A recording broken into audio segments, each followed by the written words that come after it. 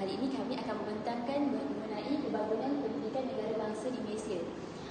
Hari ini saya akan menerangkan maksud etika dan peradaban. Menurut Kamus Dewan daripada 2005, etika ni berasal daripada perkataan Yunani iaitu ethos ataupun ethos ni dia bermaksud hukum, adat resam, kebiasaan dan budi pekerti. Etika ni bermaksud ilmu berkenaan prinsip akhlak atau moral yang menjadikan pegangan seseorang, individu ataupun sesuatu kumpulan persatuan, pekerjaan dan lain-lain. Etika ni dalam bahasa Inggeris ialah etik yang bermaksud sistem yang diterima bagi mengawal tingkah laku, terutamanya sistem ni berdasarkan moral. Etik ni pula dia bermaksud kajian ataupun ilmu tentang perkara yang betul dan salah dari segi moral ataupun kepercayaan. Okey, seterusnya peradaban. Peradaban ni bermaksud keadaan serta tingkat kemajuan bagi kehidupan jasmani dan rohani bagi sesuatu bangsa, masyarakat dan sebagainya. Ini daripada Kamus Dewan edisi keempat pada 2005. Peradaban ini juga bererti tamadun. Dalam bahasa Inggeris, peradaban disebut civilization yang bermaksud keadaan masyarakat yang sangat maju dan tersusun. Sebuah masyarakat yang mempunyai satu budaya dan satu cara hidup di sesuatu tempat. Antara isu pembangunan pembinaan bangsa Malaysia ialah di mana ianya melalui jalan yang berliku, yakni selama beratusan tahun Malaysia terdiri daripada masyarakat pribumi dan juga kerajaan Melayu yang gemilang. Namun setelah kedatangan kolonialisme Inggeris dengan memperkenalkan dasar buka pintu kepada buruh-buruh dari Cina dan bukan Melayu, telah mengubah wajah Malaysia daripada monoetnik, yakni satu aliran etnik sahaja, kepada multi-etnik, yakni pelbagai etnik. Sebagai contoh, isu panas yang timbul termasuklah tindakan sebahagian pemimpin-pemimpin politik yang memainkan sentimen perkauman bagi meraih populariti dan juga simpati. Nilai-nilai yang dianggap sensitif seperti ketuanan Melayu dan juga hak keistimewaan pribumi ini juga turut dibangkitkan oleh segelintir pihak yang dikatakan buta sejarah. Turut juga dibangkitkan yakni isu Melayu dan juga bukan Melayu, terutamanya Cina yang memporak-perandakan tanah Melayu. Menurut laporan Majlis Gerakan Negara, peristiwa yang kita boleh ambil ialah daripada peristiwa 13 Mei, yakni daripada kesan kejadian itu, pelbagai perkembangan dalam sejarah negara ini sejak beberapa tahun lalu. Antaranya ialah ketiadaan perhubungan terus-menerus antara generasi dan tafsiran yang berlainan oleh kaum masing-masing di negeri ini. Contohnya pencerobohan politik oleh kaum yang mendapatkan beberapa perkara asasi dalam perlembagaan yang berkaitan dengan bahasa Melayu dan juga kedudukan orang Melayu.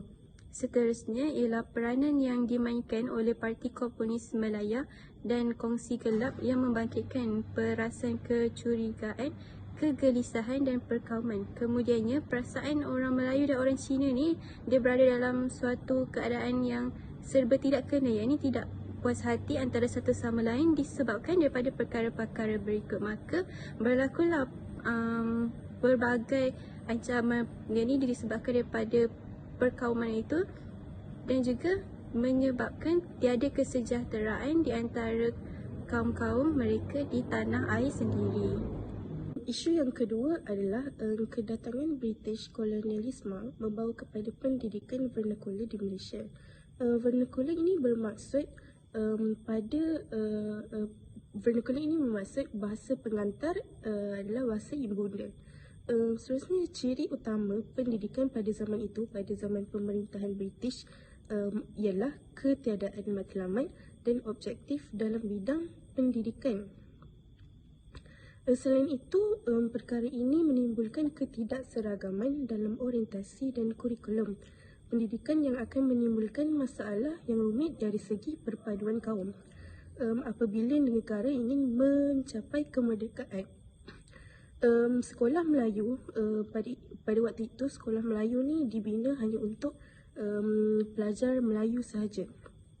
Tetapi orang Melayu tidak menyokong pendidikan sekular ini kerana bebanan yang mereka hadapi dari segi kewangan, sebab mereka perlu tanggung gaji guru-guru yang guru-guru agama.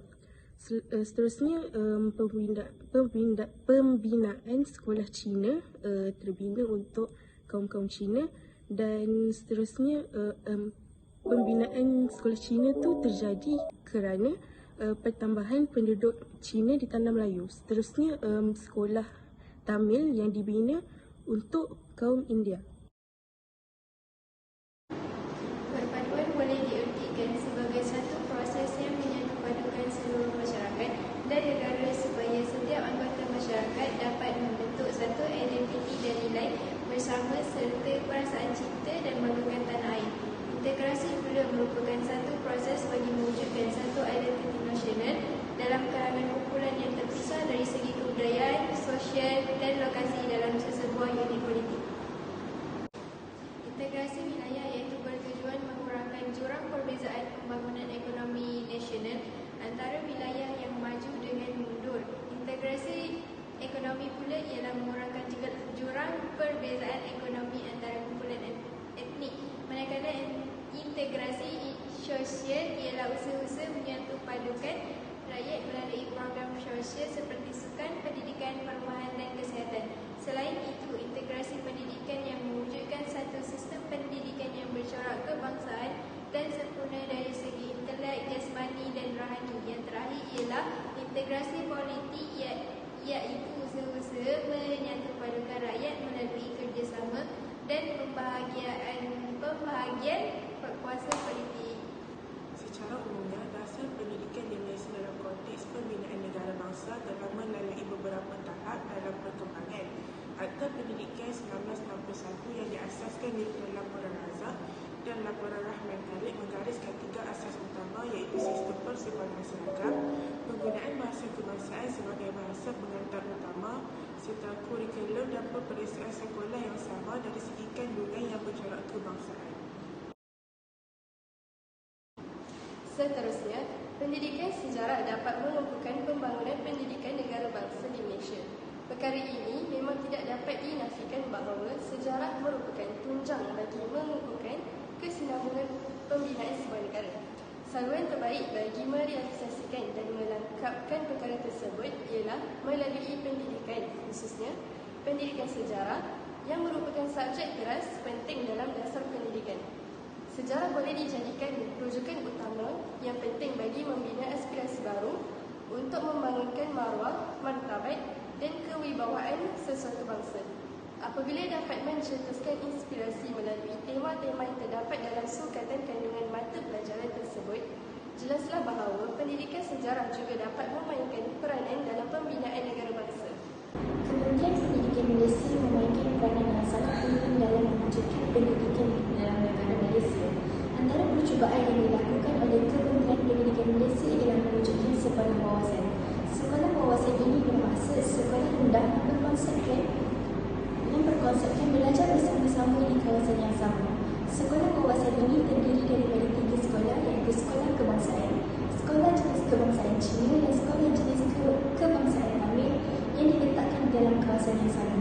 Tujuan sekolah wawasan ini ditubuhkan ialah untuk memupuk semangat perpaduan di kalangan para pelajar dan juga bagi mewujudkan kerjasama di antara mereka. Justru itu, sekolah wawasan ini dapat melahirkan kumpulan individu yang mempunyai sikap toleransi yang tinggi untuk membina negara bangsa yang maju.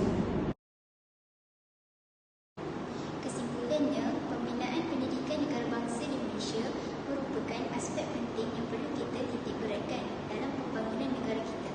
Dengan hasil perbincangan kami dalam menyelesaikan tugasan ini, kami dapat strategi penyelesaian masalah yang sesuai untuk menyelesaikannya dengan lebih insentif sekaligus dapat membangunkan sistem pendidikan yang melibatkan pelbagai bangsa di Malaysia.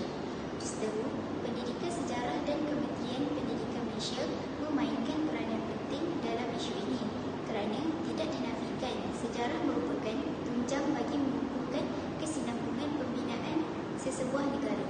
Manakala peranan Kementerian Pendidikan Malaysia ialah membangunkan sistem pendidikan yang berkualiti dan bertaraf dunia seiring dengan negara-negara maju yang lain.